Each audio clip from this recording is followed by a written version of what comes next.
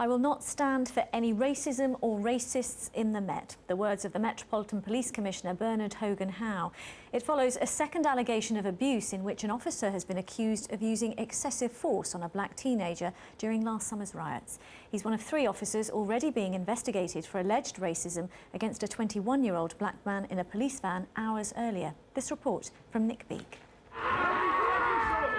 The London riots stretched the Metropolitan Police to its limits. It was only when thousands of officers flooded the capital that the looting and arson stopped. But now more allegations of racism against officers after they'd reclaimed the streets.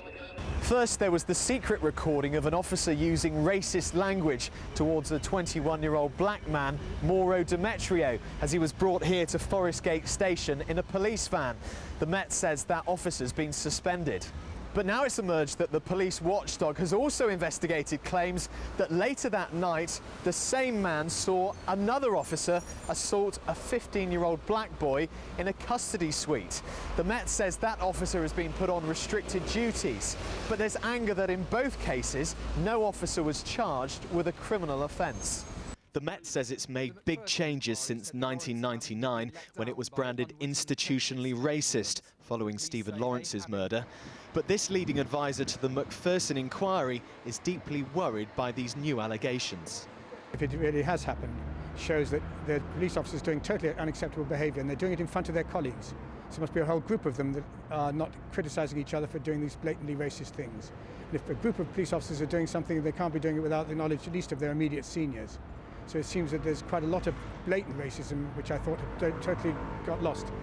The Metropolitan Police was unable to give us an interview today, but put up this message from the Commissioner on the Force's website.